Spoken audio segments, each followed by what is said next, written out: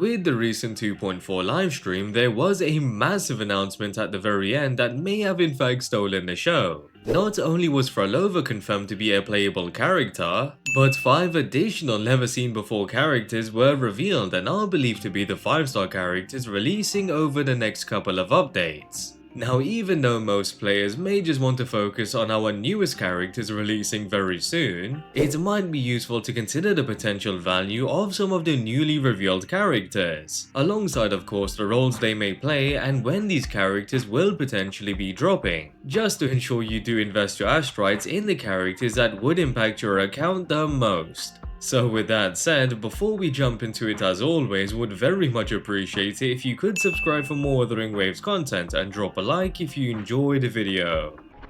Kicking this off with possibly the most anticipated character for a while now, Phrolova has officially been confirmed to be a playable character, and I can confidently say we do already know a bit regarding her kit due to the release of another character. With the release of Cantarella back in version 2.2, it was more or less confirmation that Phrolova was going to be released at some point, and especially due to Cantarella's outro skill, which amplifies havoc damage by 20% and resonant skill damage by 25%. With that outro skill in specific, it currently doesn't provide the most value to other Havoc DPS characters. Of course, Camellia, Havoc Rover, and Danjin can benefit, whilst Danjin being the only character that can fully utilize the buffs from Cantarella's outro skill. But it's unlikely the case that Kuro made a premium sub DPS for a 4-star main DPS, even though Danjin is arguably a 5-star DPS in disguise. Additionally, Camellia being the only limited Havoc DPS has already received a premium best in slot sub DPS being Roccia,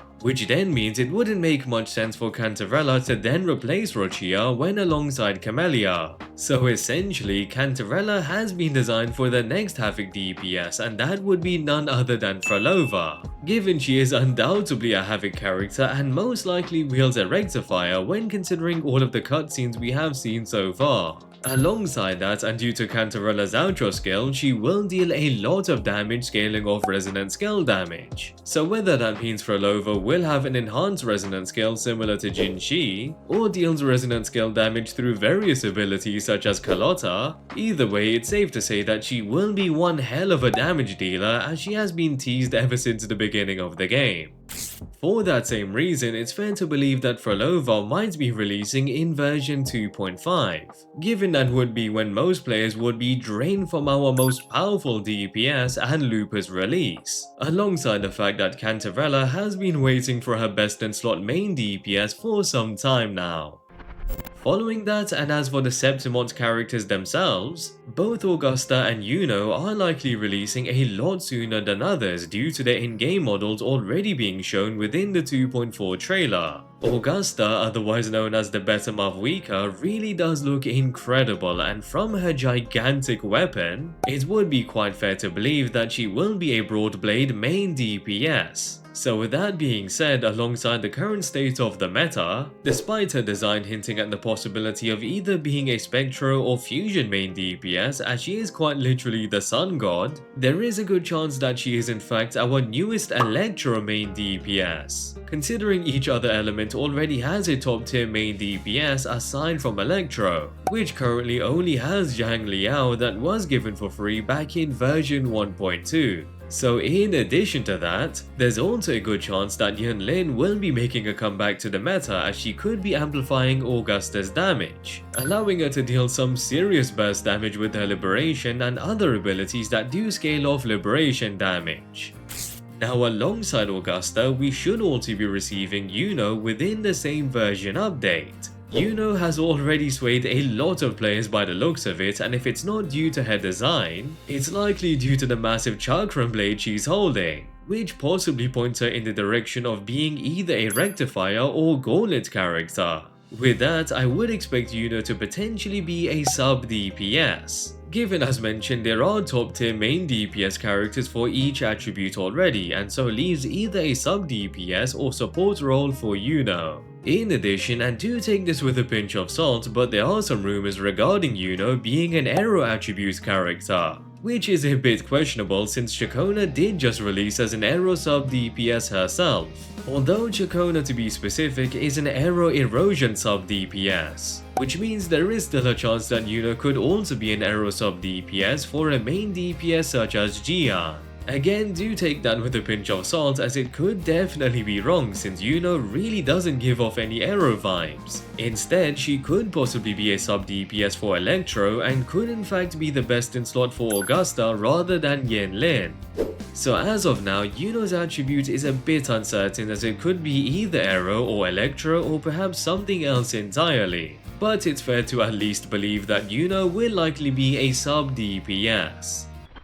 Now, as for the most hyped character overall according to JP, Qiuyuan will be our second male character since version 2.0, and likely for that reason, alongside the fact that he does look like Jingyuan and Jiyan's child, Qiuyuan will be quite a popular character that many players are looking forward to. Now, from his appearance and his description from the drip marketing, as much as you shouldn't judge a character's attributes from the drip marketing, it's hard to not think that he will be an aero character. Which is all the more reason I do believe that Iuno won't turn out to be an aero character as she has been rumored to be. Though with that said, Qiuyuan being an aero character might still allow Iuno to be one, since I do believe he might just be our next big support character. Of course, we do already have Aero Rover as an aero support, but they are more of a support intended for aero erosion and aren't as flexible as our standard supports. So especially considering it's been a while since the Shorekeeper's release back in version 1.3, it's fair to believe that a new support that can provide great universal buffs might be due within the final version 2X updates.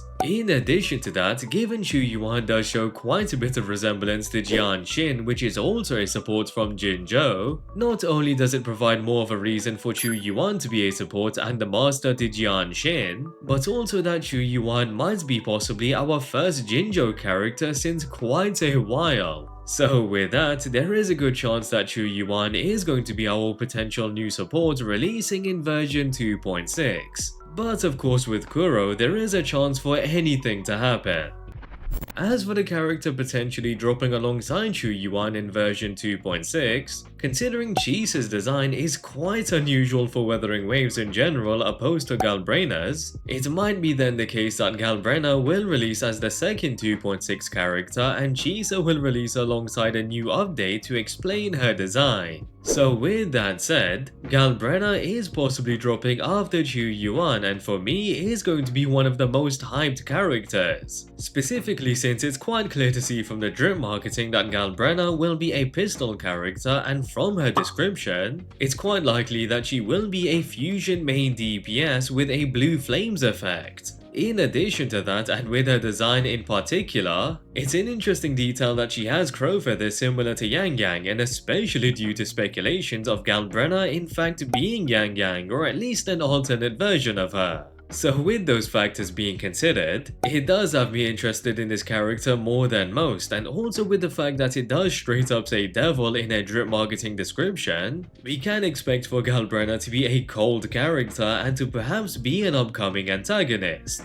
Now, from my most recent Looper video, I did see a few comments about possibly skipping Looper for Galbrena, or that Looper will synergize with Galbrena, which could be true as anything could happen since we are in the early stages. But I'd say it's more reasonable to believe that the standard fusion composition will be complete with Looper's release, whilst Galbrena will form the new fusion composition revolving around the fusion burst mechanic. So that does mean our limited fusion characters may work with Galbrena, but there likely will be a fusion burst version of Ciaccona and Phoebe for Galbrena following her release. With that, it means you can opt to pick up both Looper and Galbrena if you'd like, or perhaps skip Looper to pick up Galbrena when she does release to be your dedicated fusion main DPS. Lastly, as for possibly the strangest looking character to release in WutheringWaves, Chisa, as mentioned, does stand out the most from the newly revealed characters since she really doesn't fit into the norm in terms of character design. That said, the fact there is some reminiscence of Ryoko with the uniform and the scissor blade really is quite nice, even though again it's a bit unusual to see within WutheringWaves. Now from her drip marketing description to her design, it's only fair to believe that Chisa is going to be a Havoc DPS and in particular a main DPS. It's understandable if there's some doubt towards that, as Phrolova is certainly going to be a Havoc main DPS as well. But similar to the situation between Lupa and Galbrena, it might just be the case that Chisa's kit will revolve around the Havoc main mechanic. So that means, again similar to Galbrena, Havoc amplifiers like Cantarella and Roccia should be solid sub-DPS options. But there likely will be a Havoc main amplifier that will enable Chisa to perform at her very best. On the other hand, I do just want to throw in the possibility that Chisa could be a Glacio Shafe DPS, since Phrolova would be more of a recent DPS than Carlotta. Though the same rules will apply, as Zheji can work as a Glacio amplifier, but there will be a dedicated sub-DPS for Chisa later on. So all in all, there is quite a bit of potential and anticipation for our Septimont characters, given they all do look quite amazing design-wise and will likely have some interesting kits. Of course, I do understand if some players aren't happy with future DPS characters revolving around debuffs such as potentially Galbrena and Chisa. But in a way, it does allow for previous DPS characters of the same attribute to then remain prevalent. Also, it doesn't make you feel like you've wasted your astrites on a character when you could have picked up a stronger character from the same attribute a couple of months later. So to avoid the problem of power creep that other games do suffer from, there would have to be some sort of compromise, and to be fair, just as long as it isn't as bad as Zani's Spectral Frazzle predicament, it shouldn't be that bad in terms of team building. So with that out of the way, I'm hoping this has given a bit more of a clearer image in terms of what to possibly expect from the characters releasing over the next couple of updates. Of course, I could be wrong with a few characters as I don't work for Kuro, so perhaps just take this as a general idea on upcoming characters for ensuring you know who to prioritize moving forward. And with that, I hope you guys enjoyed the video. I'd really appreciate it if you could subscribe for more WutheringWaves content, and if you enjoyed the video, drop a like. Also, drop a comment down below on which of the newly revealed characters you are looking forward to the most. And yeah, hope to catch you guys later.